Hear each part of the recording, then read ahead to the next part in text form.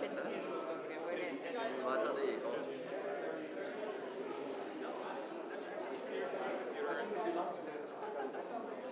it was cropped and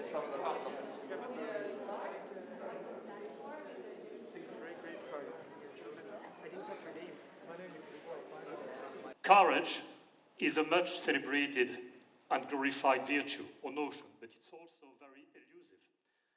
We all have our definition of courage. We have President Armand Sarkisian, who will bring a very different perspective.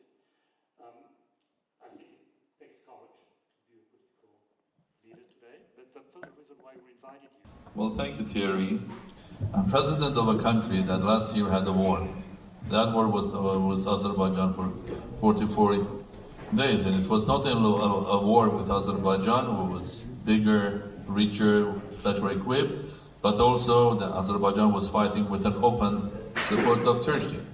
3 million people fighting, Azerbaijan much bigger, and Turkey behind, with Turkish equipment, drones, and everything there. As a president, during the war and after it, I had a duty giving medals and orders to those who lost their lives. It's so difficult just to sign it, because there is a young person's life in front of you. There is a description what happened, like it happened with Benson. There was a description, and I had to read it, several hundreds of them. One thing that you come to a conclusion that in front of me I had hundreds of young people who were only 20, 21, but so much courageous, fighting knowing that they are fighting a Goliath. For politicians and generally for everyone, I think that there's one important thing that we have to do: stop pretending and lying. Very important, I think. You tell or you think or you act what you really believe in.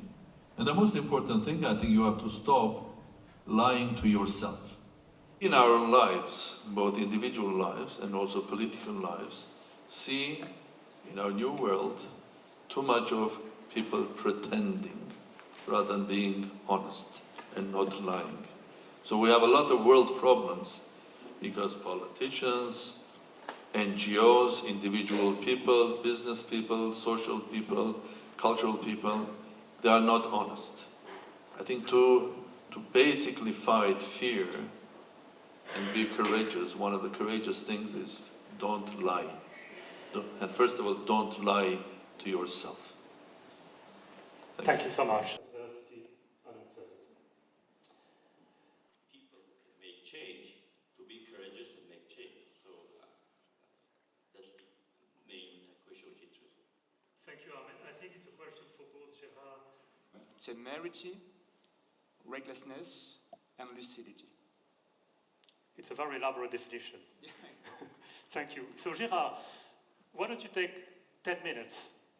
Courage is very difficult to define. I mean, philosophers have been struggling for 1,000 years to try to find a definition for courage. And by the first half, I get even more confused. Moving away from a much more integrated, multilateral, cosmopolitan world. His mother, your mother, not to be deported. He's a hero in 44, he's a traitor. So ambiguity.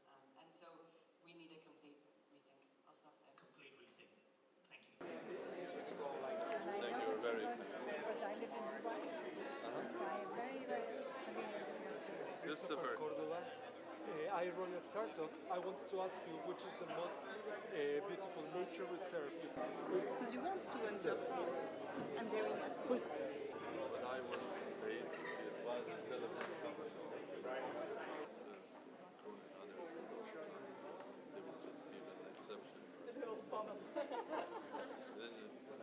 I think it's wonderful that the president is looking to do this kind of event in Armenia. It's great to be able to get people face to face again and talk about extraordinary topics and get different minds of people thinking in a very diverse way. I certainly hope many people would be able to come in person. Obviously, travel is extremely unpredictable at the moment, and so no one can commit. But I certainly hope that the event is able to go ahead face to face, and it will be a wonderful success. I had the honor of participating at the Summit of Minds Armenia 2 years ago.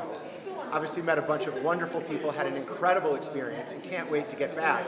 Your president has been just such an incredible inspiration for me and for so many of others with his forward-thinking ideas about digitalization, about digital transformation, understanding that that is where a lot of future jobs are going to come from. It's going to be a lot of future economic activity. It's going to be built around a digital future, and he totally understands that. And so I love talking to him about those topics. If you look at the crises we face today, pandemics, democracy and open markets would sweep the world, and those countries that were governed differently were create a different kind of governance at the international level that recognizes these new powers and brings them. Bio on the app, you'll immediately conclude that it passes a courage test with others.